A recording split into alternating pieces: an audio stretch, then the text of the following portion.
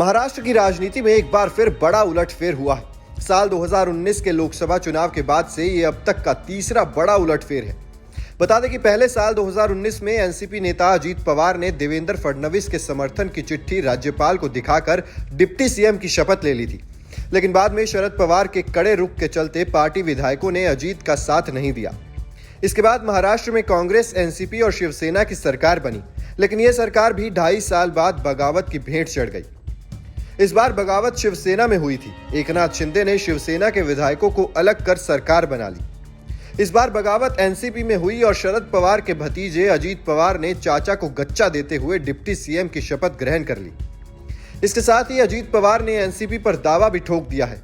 शपथ ग्रहण के बाद अजीत पवार ने प्रेस कॉन्फ्रेंस की और बड़ा दावा करते हुए कहा कि पार्टी और चुनाव चिन्ह उनके साथ है और वो एनसीपी के चुनाव चिन्ह पर ही अगले चुनाव लड़ेंगे। वहीं शरद पवार ने भी प्रेस कॉन्फ्रेंस की और कहा कि कुछ लोग पार्टी पर दावा कर रहे हैं, लेकिन ये जनता तय करेगी कि पार्टी किसकी है।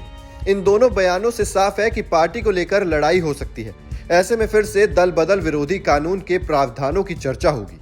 1970 के दशक में भारतीय राजनीति में आया राम गया राम की राजनीति खूब प्रचलित थी, जिसके बाद साल 1985 में 52वें संविधान संशोधन के तहत दल बदल विरोधी कानून पारित किया गया। संविधान की 10वीं अनुसूची में दल बदल विरोधी कानून शामिल है और संशोधन के जरिए इसे संविधान में जोड़ा गया। दल बदल विरोधी कानून के तहत किसी जनप्रतिनिधि को अयोग्य घोषित किया जा सकता है अगर कोई निर्वाचित सदस्य स्वेच्छा से किसी राजनीतिक पार्टी की सदस्यता छोड़ देता है या चुनाव के बाद कोई अन्य राजनीतिक पार्टी में शामिल हो जाता है या वो किसी जरूरी वोटिंग से नदारद रहता है। अगर किसी पार्टी के 2/3 सदस्य किसी अन्य पार्टी में शामिल हो जाते हैं तो उन विधायकों को अयोग्य नहीं ठहराया जा सकता। विधानसभा के स्पीकर के पास अधिकार है कि वो दल बदल की स्थिति में विधायकों को अयोग्य ठहराने पर अंतिम फैसला करें। आपको बता दें कि अजीत पवार का दावा है कि पार्टी के 40 विधायकों और 6 एमएलसी का समर्थन उनके पास है। शरद पवार ने भी प्रेस कॉन्फ्रेंस में स्वीकार किया है कि एनसीपी में कौन उनके साथ है और कौन नहीं, ये अभी देखना बाकी है। दरअसल महाराष्ट्र में एनसीपी के 54 विधायक हैं, जिनमें से 9 विधायक मंत्री पद की शपथ ले चुके हैं। अजीत पवार 40 विधायकों के समर्थन की बात कर रहे हैं, तो ये साफ है कि अगर दल बदल विरोधी कानून के प्रावधान लागू हुए तो उनके समर्थक विधायकों की सदस्यता बच जाएगी। अब यही देखने वाली बात है कि अजीत पवार के साथ कितने विधायक आते हैं। इससे पहले बीते साल ही शिवसेना में भी ऐसी ही टूट हुई थी, जब एकनाथ शिंदे के नेतृत्व में करीब 40 विधायकों ने शिवसेना से बगावत कर दी थी।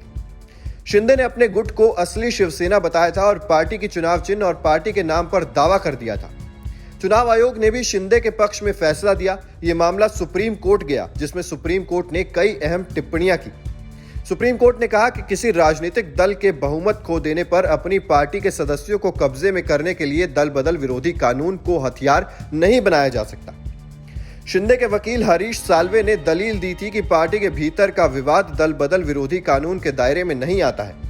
दल बदल विरोधी कानून केवल उन लोगों पर लागू होता है जिन्होंने राजनीतिक दल की सदस्यता छोड़ी हो, लेकिन अगर बागी विधायक भी पार्टी में है तो उन पर दल बदल कानून कैसे लागू होगा। अब एनसीपी में भी ऐसी स्थिति दिखाई दे रही है। ऐसे में देखने वाली बात यह होगी कि महाराष्ट्र का राजनीतिक घटनाक्रम किस करवट बैठता है। Team news nation digital.